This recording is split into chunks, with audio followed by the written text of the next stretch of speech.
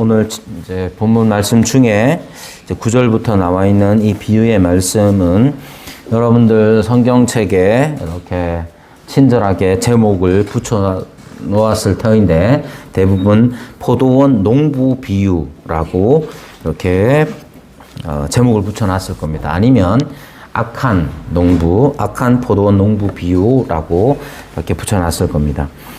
이렇게 악한 포도원 농부 비유로서 이 비유를 이해하자면 이야기는 단순합니다. 어떻게 진행되느냐 하면 악한 포도원 농부가 있었는데 이 농부는 소위 말하는 소작농이죠. 임차농이라고 할 수 있겠죠.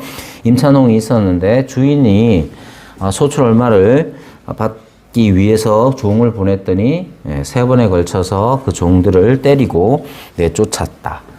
그럼 이제 어떻게 할 건가? 이제 주인이 자기 아들을 보냈는데 그 아들을 죽여서 이 유산을 우리의 것으로 만들자 했다는 거예요. 그렇게 해서 16절에 가면 이 이야기 비유의 최종 결말을 어떻게 짓느냐? 와서 그 농부들을 진멸할 것이다. 그러므로 어떻게 해야 되느냐? 이제 농부들은 회개해야 한다는 쪽으로 이해를 하게 되는 것이죠. 그래서 만약에 이 비유의 이야기, 이 비유 이야기가 악한 포도원 농부의 비유라고 불린다면 딱 그 수준에서 이 비유를 이해할 수밖에 없는 것이죠. 그러나 16절에도 나와 있는 것처럼 결국 진멸하는 것으로 끝나는 게 아니라 그 농부들이 심판을 받는 것으로 끝나는 게 아니라 핵심은 포도원을 다른 사람들에게 주리라로 끝난다 하는 점이 우리가 주의해서 봐야 합니다. 그래서 이 포도원 농부들, 이 임차농들, 악한 임차농들이 얼마나 악하냐. 그러면 이 악한 농부들에게 하나님은, 주인은 어떻게 하실 것인가? 심판하실 것이다로 끝난다면 권선징악의 간단한 이야기가 되겠지만 거기에 덧붙여서 그런즉 포도원을 다른 사람들에게 주리라 하시는 것으로 이 비유의 이야기가 끝난다는 점을 생각할 때 좀 더 깊이 있는 이해가 필요한 것입니다. 먼저 이 비유가 어떻게 예수님께서 이 비유를 어떤 상황에서 비유의 말씀을 하셨는지를 살펴볼 필요가 있는데 지난주에 살폈지만 19장부터 보시면 예루살렘 입성이 나옵니다. 사실 예루살렘 입성을 하는 19장 28절부터의 말씀이 바로 오늘에 해당되는 말씀입니다. 그래서 오늘에 해당되는 말씀, 이제 안식일이 지난 날, 첫째 날, 예수님께서는 나귀를 타시고 예루살렘으로 입성을 하시죠. 그게 바로 오늘. 그래서 교회에서는 교회역 전통으로 오늘을 종료주일로 지킵니다. 종려나무 가지를 깔아서 예수님의 입성을 환영한 사람들을 기념하면서 오늘을 종료주일로 지키는데 이렇게 예수님께서 예루살렘에 입성을 하셔서 어떤 일들을 하시느냐 하면 45절부터에 나오는 내용이 성전에 들어가셔서 장사하는 자들을 내쫓으셨다. 소위 말하는 제목을 붙이자면 성전 정화 사건 혹은 성전 청결 사건이라고 불리는 것이죠. 성전을 깨끗하게 하시는 내용들이 나옵니다. 그래서 19장 46절에는 기록된 바 내 집은 기도하는 집이 되리라 하였거늘 너희는 강도의 소굴을 만들었도다 하시면서 내용이 나옵니다. 마가복음 11장에 가시면 한번 가보십시오. 마가복음 11장에 가시면 동일한 순서를 따라서 예루살렘의 입성과 더불어서 11장 15절에는 성전을 정결하게 하시는, 성전을 정화하시는 내용이 나오는데 좀 더 자세하게 나옵니다.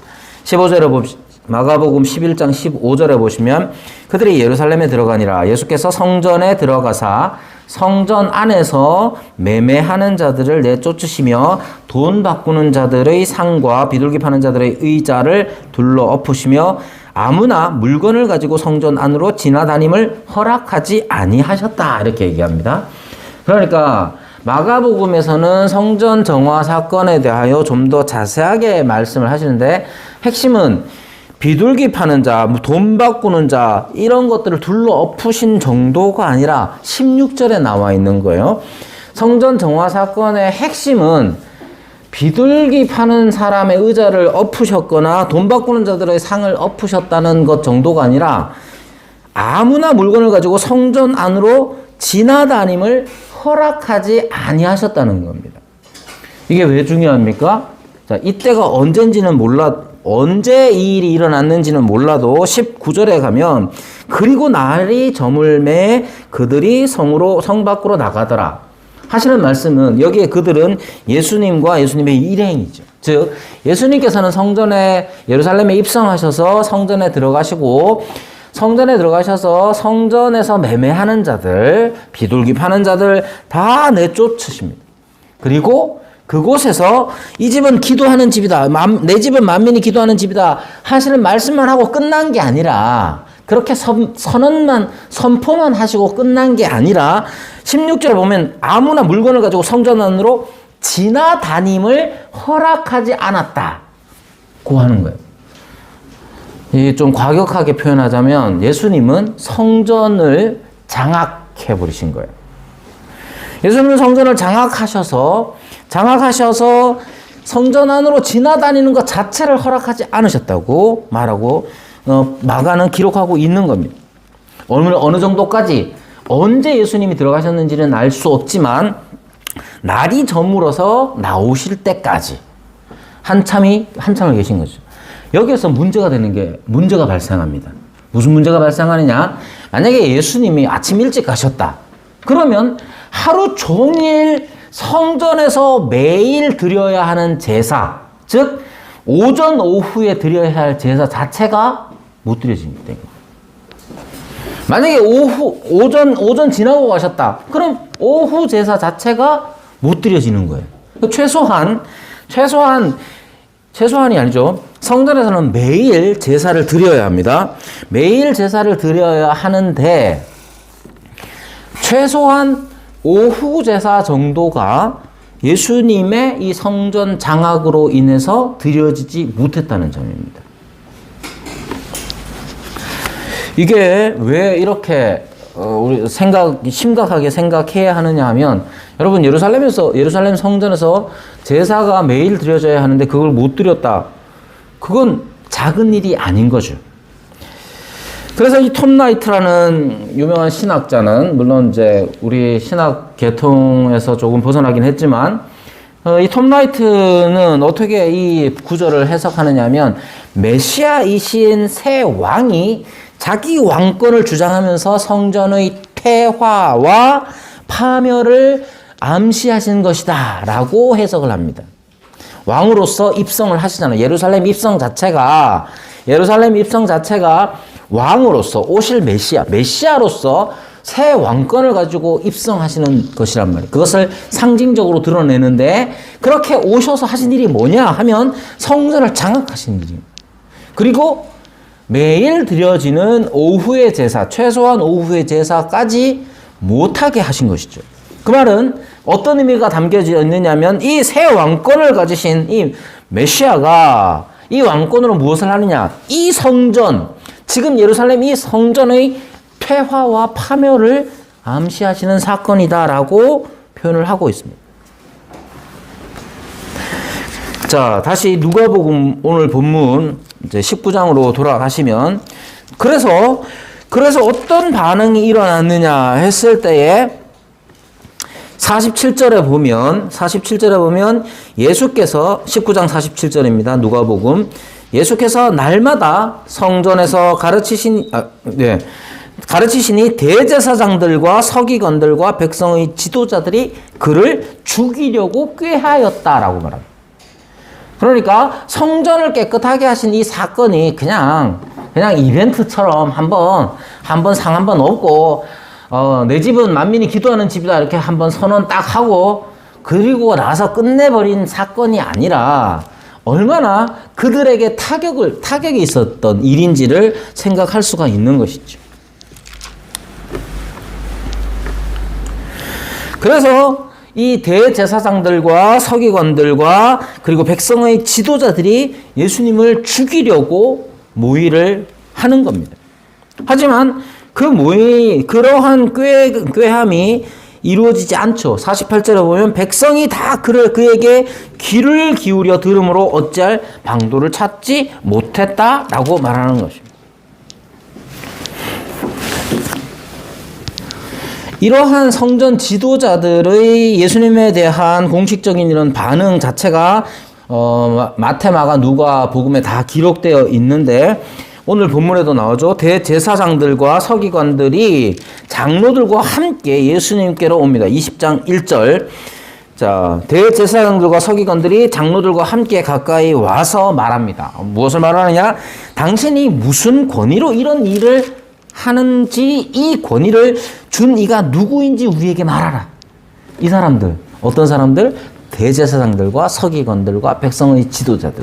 뒤에 가면 장로들이라고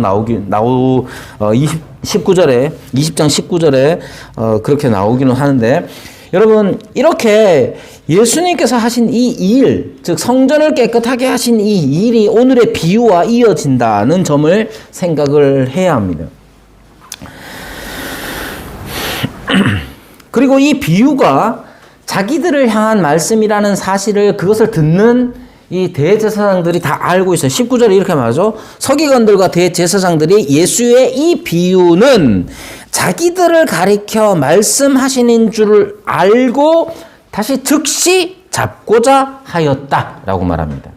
그러니까 이 비유는 단지 그냥 악한 농부들 하나님이 심판하신다라고 하는 것 정도가 아니라 성전과 권위의 문제 속에서 함께 엮여져 있는 그러한 배경 하에서 이해해야 하는 비유의 말씀인 것입니다. 자, 그럼 우선 이제 비유를 살펴보자면, 자, 첫 번째로 비유는 이미 사람들이 잘 알고 있는 내용을 비유를 들어야 합니다. 예를 들면 포켓몬스터에 대해서 제가 비유를 들면 여기서 제일 잘 이해하는 사람이 누구겠어요? 그렇지. 창건이는 포켓몬스터들을 그냥 파일째로 들고 카드를, 그죠? 만약에 제가 무슨 이야기를 한다면, 창건이를 이해시키기 위해서 뭔가를 이야기를 한다면 포켓몬스터 이야기를 하면 제일 잘 알 거예요. 그죠? 저한테 누군가가 와서 롤로 저한테 설명을 한다. 그럼 저는 전혀 못 알아듣습니다. 왜? 저는 롤을 해본 적도 없고 본 적도 없어요. 그죠? 자, 예수님께서 하시는 이 비유는 기본적으로 어떤 비유든지 그때 당시의 사람들에게 아주 익숙한 내용들, 상황들로서 시작되는 겁니다. 자, 한 사람이 포도원을 만들어 농부들에게 세를 주고 타국에 가서 오래 있었다라고 하는 이 말도 과연 이런 게 있을 수 있느냐 했을 때, 일반적으로 헤롯 시대의 많은 부자들은 종종 자기 토지에서 꽤 멀리 떨어진 곳에 살았다고 합니다. 그러니까 당시 시대적인 배경을 잘 알고 있는 이 청중들은 이 말 자체가 어렵지 않은 것이죠. 농부들에게 세를 주고 타국에 가서 오래 있다가 소출 얼마를 바치려고 한 종을 보냅니다. 그런데 이 종을 대하는 태도가 어떠하냐 하면 10절에 보면 농부들이 종을 몹시 때리고 거저 보냈다. 그리고 두 번째, 세 번째 보냅니다.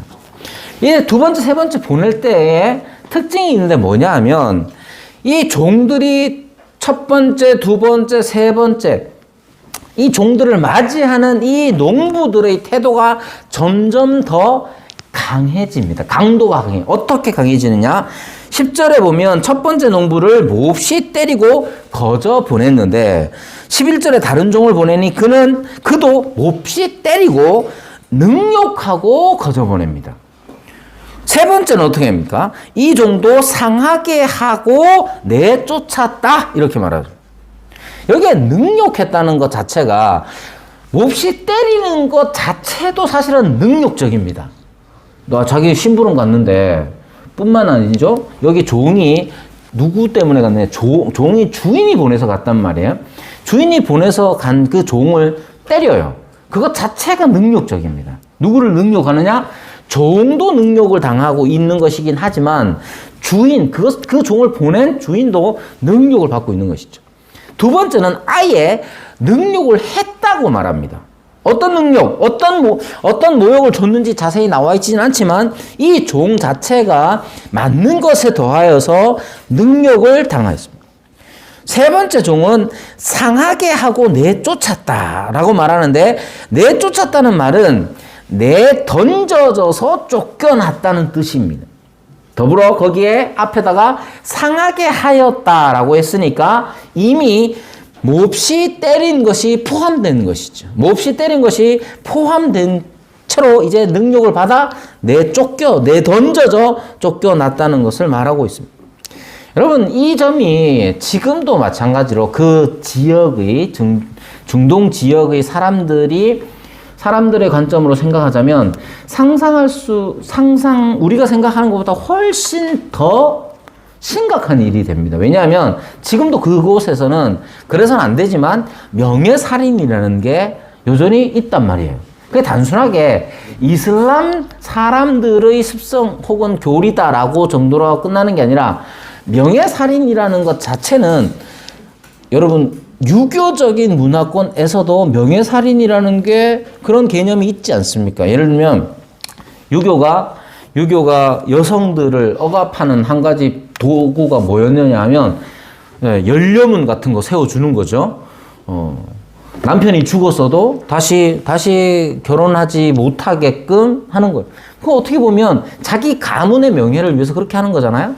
어느 문화나 다 있는데 특히 이 중동 지역에는 그러한 명예에 관련된 일들을 중요하게 여겼던 겁니다. 그래서 지금도 이슬람권 안에서 명예살인이라는 게 있죠.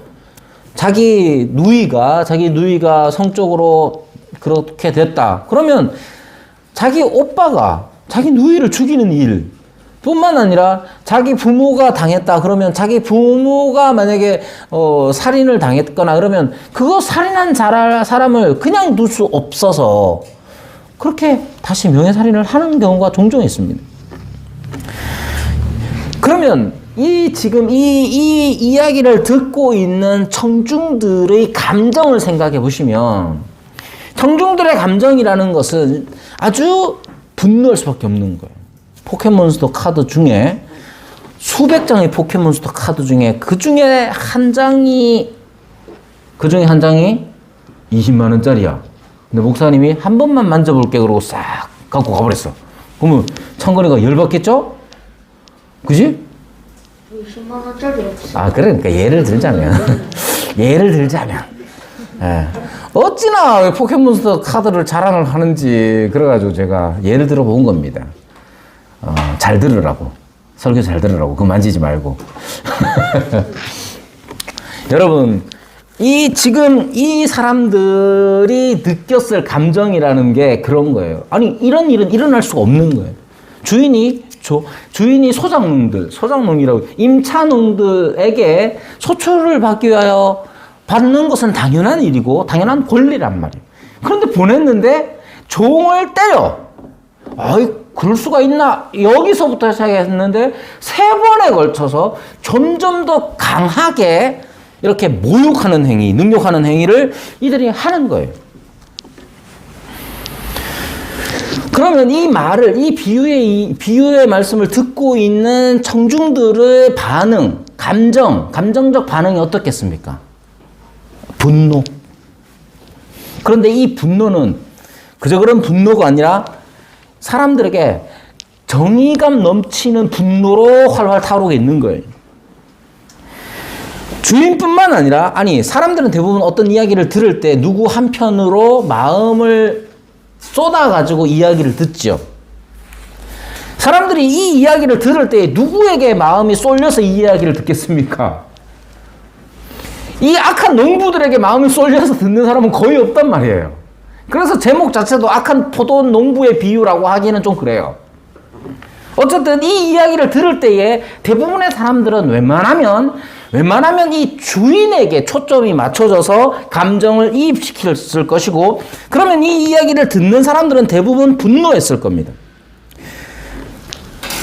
그리고 이 분노는 불의가 빚어낸 분노입니다.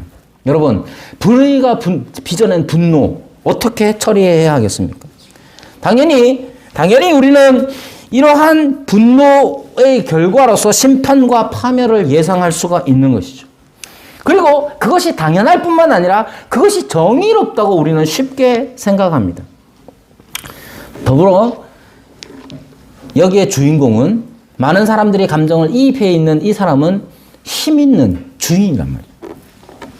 힘 있는 자가 일부러 참아야 된다는 것보다는 그 힘이 발휘되는 것은 당연하다고 다 생각합니다. 그런데 13절에 놀라운 단어 하나가 나옵니다. 포도원 주인이 이르되 어찌할까? 어찌할까? 여러분, 우리가 그냥 읽어서 그렇지 지금 주인이 어찌할까 생각할 필요가 뭐가 있습니까? 지금 자기는 여러 번에 걸쳐서 3번에 걸쳐서 능욕을 당했습니다. 그저 거절당하는 수준이 아니라 지금 3번에 걸쳐서 자기의 종들을 보내고 한 번 보내서 참아서 다시 보내고 그것을 또 참아서 다시 보내고 그럴 때마다 이 농부들은 종을 때리고 능욕하고 내쫓는 자기 자신이 얼마나 이렇게 능력을 받았습니까? 포도원 주인은 지금 분노하고 있고 어쩌면 좌절하고 있고 고통 속에 있으며 비통해하고 거부당함으로 인해서 보복으로 정의를 실현하고 싶은 욕구가 있는 상태입니다. 그러면 안 되지. 그런 말 하는 게 아니에요, 사실은. 여러분들 비유의 이야기지만 포도원 여기에 나오는 주인만큼 우리는 참지 못합니다. 3번 참겠어요? 그렇지 못해요. 지금 이 주인은 그러한 상태에 있는 거예요. 그리고 지금 고민하고 있습니다. 사실은 우리는 고민 자체를 잘 안 합니다. 이런 고민은. 여러분들이 부당한 대우를 받았다고 생각해 보세요. 3번 참겠어요? 그렇지 않습니다. 그런데 지금 그렇게 고민합니다. 그리고 말합니다. 어떻게? 사실은 이건 독백이죠. 독백, 어찌할까? 어찌할까 생각할 필요도 없는 상황이에요. 그런데 어찌할까라고 말합니다. 사실은 누가복음에 보면 비유에서 이러한 주인공의 독백이 결정적인 역할을 할 때가 많습니다. 대표적으로 탕자, 사실은 2 아들을 둔 아버지 비유라고 하는 게 옳겠지만 우리가 익숙하게 알고 있는 탕자의 비유에서 그 아버지도 독백처럼 말합니다. 어찌할까? 이렇게 말합니다. 이 독백이 중요한 전환점이자 주인이며 아버지의 어떠함을 드러내는 역할을 하는 것이죠. 그리고 말합니다. 내 사랑하는 아들을 보내리니. 여러분, 얼마나 놀라운 말씀입니까? 더 놀라운 거 뭐냐? 자기 아들을 어떻게 보내느냐예요. 아들을 보내는데, 내 사랑하는 아들을 보내는데, 보통 사랑하는 아들은 잘 안 보냅니다. 이런 험한 데는. 사랑하는 아들은 잘 안 보내고, 사랑하는 딸은 더 안 보내죠. 어떤 아들을 보냅니까? 주소오는 아들. 이런 아들을 보내죠. 그러나 지금 이 주인은 자기 사랑하는 아들을 보낸다고 말합니다. 그런데 놀라운 건 이 아들을 무장도 시키지 않은 채로 홀로 보냅니다. 여러분, 성경의 유명한 이야기 중에 야곱이 에서를 만나는 장면이 나오잖아요. 그때 에서도 보면 야곱을 만나는데 400명이나 되는 경호원들을 데리고 야곱을 만나러 가는 거예요. 야곱이 무슨 위협적인 사람이어서가 아니에요. 에서가 왜 400명을 데리고 왔는지는 몰라도 어쩌면 혹시나 하는 마음 때문에 400명이나 거느리고 야곱을 만났을지도 모릅니다. 여러분, 이 주인이 지금 아들을 보낸다고 했을 때에 그 보내는 그곳은 자기의 종들이 가가지고 맞고 능욕당하고 내쫓긴 그런 곳이에요. 그런 사람들에게 자기 아들을 보내는 것이죠. 이 주인은 이미 돌아온 종들이 겪은 모욕과 고난을 다 알고 있습니다. 그것을 마음에 새기면서 자기가 사랑하는 아들을 보내기로 결심합니다. 아무런 경호도 받지 않은 채 그 아들은 떠나서 그 악한 사람들을 만납니다. 왜 이렇게 주인은, 아버지는 왜 이렇게 했을까요? 또 아들을 대하는 이 농부들의 태도는 어떠해야 될까? 이 주인은, 이 아버지 주인은 이렇게 말합니다. 그들이 혹 그는 존대하리라. 그들이, 이 악한 농부들이 내 사랑하는 아들은 존대하리라고 기대하며 보냅니다. 임찬웅들은 아들을 존대해야 했죠. 그리고 그 존대의 첫 단계는 뭐냐면 그들이 자기가 한 일에 대한 수치심을 느끼는 것이었습니다. 그래서 이 번역 혹 그는 존대하리라 하는 이 번역을 이제 영어에서는 이렇게 대부분 다 이렇게 번역하고 이제 아랍어 번역에서는 아랍어 번역이라고 하는 것은 지금 아랍 사람들이 번역한 게 아니라 중세를 시작하면서 대부분 이제 10세기나 11세기쯤에 그래도 계속 여전히 아랍권에서 이제 교인들이 있었고 믿는 자들이 있었고 그 사람들이 번역한 내용들을 보면 그들이 수치심을 느끼리라 이렇게 번역을 하기도 했습니다. 존대의 첫 번째는 수치심을 느끼는 것이죠. 그러나 그들은 그렇게 하지 않습니다. 여기에 또 예수님의 말씀에 내 사랑하는 아들이라는 이 표현 자체도 여러분 이미 시편 2편 7절에 나오는 것처럼 시편 2편 7절에 너는 내 아들이라 오늘날 내가 너를 낳았다 하시는 말씀 뿐만 아니라 복음서에 나오는 것 예수님께서 세례를 받으실 때에 하늘에서 음성이 들리죠. 이는 내 사랑하는 자다. 이는 내 사랑하는 아들이라고 주님께서 말씀하실 그 음성, 그와 동일한 단어로 사용하고 있는 겁니다. 그렇게 보냈습니다. 아들을 맞이한 농부들이 했던 말도 똑같을 겁니다. 어떤 말? 어찌할까?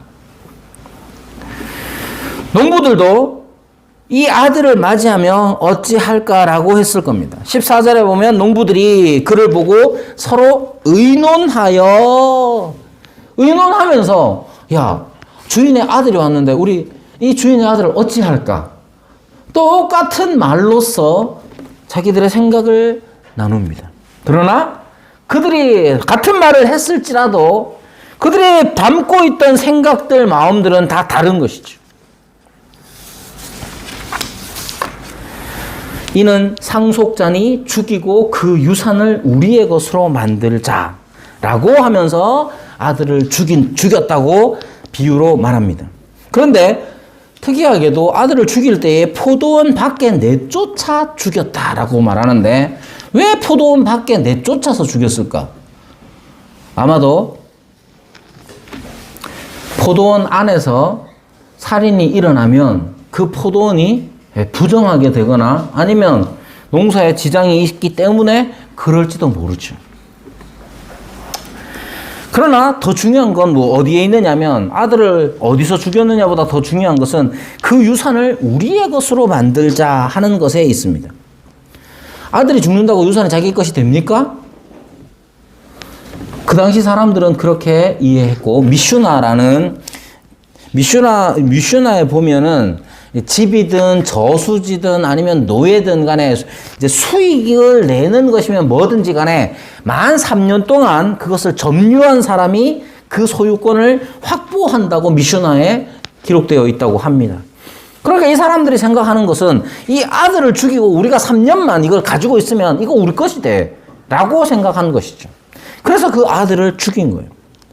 여기서 핵심은 뭐냐면 이 유산이 무엇인가 하는 점에 있습니다. 그들이 받으려고 했던 것이 과연 뭔가? 이게 왜 중요하냐면 16절에 보면 포도원을 다른 사람들에게 주리라고 했으니까 결국 이 비유에서 농부들이 취하고자 했던 것은 유산이며 이 포도원에 관한 것이죠. 그래서 간단하게 얘기하자면 그들이 노렸던 것은 주인의 권리였던 것이에요. 그러면 이 비유를 전체적으로 이제 배경과 함께 생각을 해보자면 이런 거죠. 여러분, 예수님께서 예루살렘으로 입성하셨습니다. 입성 자체가 왕으로서 승리의 왕으로서 입성하시는 것을 상징하죠. 메시아로서. 그리고 그분의 왕권, 도래하신 메시아의 왕권을 어떻게 나타내셨느냐 하면 성전을 장악하여 성전을 깨끗하게 하는 일로서 당신의 왕권을 드러내셨습니다. 그 모습을 본 사람들이 있는데 누구냐 하면 그 당시의 사람들, 백성들 뿐만 아니라 그때 당시에 자기의 권력을 가지고 있다고. 여기 보면 농부의 비유에서 나오는 것처럼 마치 한 3년만 이것을 우리가 점유하면 이 모든 게 다 우리 것이 돼라고 생각하는 것처럼, 생각하는 사람들처럼 그런 생각을 가지고 있었던 사람들이 등장하는데 누구냐 하면 대제사장들과 서기관들과 백성의 지도자들이었던 것이죠. 그들은 마치 자기들이 하나님의 종, 하나님께서 세우셔서 하나님께서 잠시 맡겨놓은 임찬원과 같다는 사실을 잊어버린 채로 여전히 이것이 내 것이라는 생각, 누구 하나만 제거를 하면 다 내 것이 된다는 그런 생각들을 가지고 사람들을 대하고 자기 권위를 주장하던 사람들이었던 것이죠. 그래서 이들이 궁금해했던 것이 바로 권위에 관한 것입니다. 성전을 장악하는 권위, 그것이 누구에게 있는가? 누가 너에게 줬느냐? 그럼 자기들은 어디서 받았겠습니까? 성전을 장악하고 심지어 성전 안에서 물건을 사고 팔 수 있도록, 비둘기를 사고 팔 수 있도록 허락한 권위는 이 사람들이 가지고 있었던 그 권력과 권위는 어디에서 온 겁니까? 하나님께서 잠시 맡기셨던 것들인데도 불구하고 그들은 자기 것이냐, 자기의 권위와 권력이냐 주장하고 나서는 모습을 보는 것이죠. 그래서 이 비유에서 심판의 대상이 되는 자가 누구냐 했을 때에 바로 자기들도 알아들은 것처럼 이 포도원 자체가 아닙니다. 포도원 자체가 아니라 포도원을 다른 사람에게 주리라 했으니 포도원은 여전히 유지되는 거예요. 이사야서에 보면 포도원 비유가 있는데 포도원 자체를 이스라엘로 해석을 합니다. 그러니까 포도원 자체가 심판을 받는 것이 아니라 포도원의 농부들이 심판을 받는 것이고, 포도원 자체를 그 농부들은 빼고 다른 사람에게 주리라 하시는 것이 이 비유의 말씀이니까 생각을 해야 하는 것이죠. 심판이 누구에게 임하느냐 했을 때에 악한 농부들에게 임하는 거예요. 그럼 포도원은 어떻게 됩니까? 걱정 안 해도 됩니다. 왜 걱정 안 해도 됩니까? 주인이 그 포도원을 다른 사람에게 줄 것이기 때문에 그래요. 이 사람들은, 이 농부들은 자기 것이 그냥 생각을 했고 자기 것이 확실히 될 거라고 생각을 했던 사람들인 것이죠. 여러분, 여전히 그래서 두 가지가 다 여기에 포함됩니다. 즉 여전히 하나님의 심판에 관한 메시지가 여기에 있고, 두 번째, 여전히 은혜는 여전히 베풀어집니다. 그러나 그 은혜는 누구에게 베풀어지느냐? 비유로 보자면 포도원은 여전히 유지되므로 포도원을 향한 은혜는 여전하고, 다만 이 농부들, 악한 농부들에 대한 심판이 생기는 것이죠. 그럼 이 포도원은 누구냐? 우리가 짐작컨대 20장에서 19장 마지막에서부터 계속 나오는 것처럼 예수님에게 귀를 기울여 듣는 그 백성들이 여전히 포도원인 것입니다. 그러나 잠시 동안 맡겨주었던 이 대제사장들과 서기관들과 백성의 지도자들은 이 백성들을, 이 포도원을 자기 것인 양 이득을 취하고 권위를 바라며 권력을 행사했던 것입니다. 그런 자들에게 하나님의 심판은 임하게 될 겁니다. 오늘은 앞서 말씀드린 대로 당연히 종료주일입니다. 종료주일날 여러분들 신앙생활에 있어서 종료주일의 의미가 어떤 것인지 몰라도 종료주일이든 고난주간이든 부활주일이든 간에 우리는 언제나 동일하게 살아갑니다. 종교주의가 특별히 강조하는 것은 예수 그리스도를 향한 찬송과 환호와 영접이죠. 진정한 예수 그리스도를 향한 찬송과 환호는 어떤 것이 되어야 하느냐 하면 이 비유에 나오는 말씀들처럼 우리가 하나님께서 보내신 바, 자기 아들을 보내신 이 하나님의 권위에 대하여서 받아들이고 기뻐하는, 기꺼이 받아들이고 기뻐하는 것으로 그리스도께서는 찬송을 받으십니다. 여러분, 예수님을 생각해 보십시오. 예수님이 이 말씀을, 이 가르치심을 하실 때에 곧 이제 며칠 지나지 않으면 예수님은 잡히십니다. 이 비유에서 나오는 것처럼 마치 내 사랑하는 아들을 보낸다 했을 때에 그 사랑하는 아들은, 아버지의 사랑하는 아들은 아무런 자기를 보호할 것이 없는 채로 원수와 같은 이들에게 가셨던 것처럼 예수님께서 이 비유의 아들과 같이 우리에게 오셨습니다. 그러므로 이 종료주일에 예수 그리스도에 대한 찬송과 환영은 어떻게 나타나야 하느냐 하면 아버지가 주인된 아버지가 그 아들을 보내면서 그는 존대하리라. 존대의 첫 번째, 수치심. 우리는 그리스도에 대하여서 그리스도께서 우리에게로 오셨다는 사실, 우리의 죄와 악에 대하여 생각할 때에 수치심을 여전히 가지고, 그러나 그분의 오심에 대하여 기뻐하며 그분을 존대하는 것으로서 우리의 찬송을 삼아야 할 것입니다. 그리고 그렇게 찬송하는 사람의 그 신자의 삶은 그리스도와 같아야 합니다. 그러니까 여기 바리새인들과 서기관들과 대제사장들과 백성의 지도자들과 같이 하나님께서 맡겨주신 것을 마치 자기 것인 양 주장하는 태도로서가 아니라 그리스도와 같이 연약한 자로서 사람을 대하는 태도, 그 신앙의 태도가 예수 그리스도를 높이고 찬송하는 것입니다. 특히 교회 안에서, 종료주일을 맞이하는 이 교회 안에서 우리의 태도가 어떠해야 하는지 살펴야 합니다. 우리 교회는 그래도 목사가 이런 말 하기가 좀 부끄럽기도 하고 민망하기도 하지만 잘하고 있습니다. 어떻게 잘하고 있느냐? 어제 우리 교회 다녔던 이제 창성 형제가 갑자기 방문을 했어요. 그러면서 그러면 항상 물어봅니다. 교회 잘 다니고 있는지. 잘 다닐까요? 잘 안 다닙니다. 이런저런 핑계로 잘 안 다닙니다. 그럼에도 불구하고 떠난 지가 그래도 좀 됐는데도 불구하고 교회를 잘 다니고 싶답니다. 그리고 자기가 박준 시인의 시집을 읽으면서 우리 교회를 생각했다고 하더라고요. 평범하지만 기억에 남는 어른들이라는 문구가 있나 봐요. 식구가. 평범하지만 기억에 남는 어른들이 있는 곳이 이 교회였다고 하더라고요. 여러분,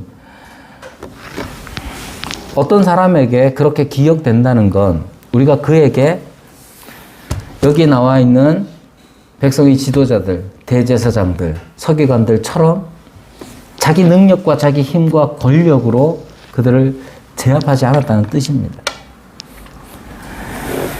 우리 교회는 지금 그렇게 다듬어져 가고 있습니다. 감사하게 여기고 더 힘껏 그런 삶을 살아야 합니다. 이건 나이 든 사람, 장로님, 집사님들에게만 해당되는 문제가 아니라 우리 모두가 그러한 태도로 살아야 합니다. 예수님을 환영한다는 건 우리가 얼만큼 아름다운 노래를 높이 부르느냐의 문제, 우리의 목소리가 얼마나 크냐, 우리가 얼마나 좋은 악기를 가지고 있느냐의 문제가 아니에요. 예수님이 진정으로 높임을 받으시는 것, 찬송을 받으시는 것은 우리가 예수님을 닮은, 예수님께서 홀몸으로, 맨몸으로 원수가 있는 곳에, 자기가 죽을 수 있는 곳에 가셨던 그 연약함을 우리가 인정하고 그것을 받아들이는 거예요. 예수님의 그 연약함 때문에 우리는 구원을 얻었잖아요. 그러므로 우리가 우리 서로를 향한 마음들과 태도와 모든 말과 행동들이 그리스도와 같이 연약한 자가 되어야 합니다. 그래서 세상이 바뀌겠어? 생각할 필요 없어요.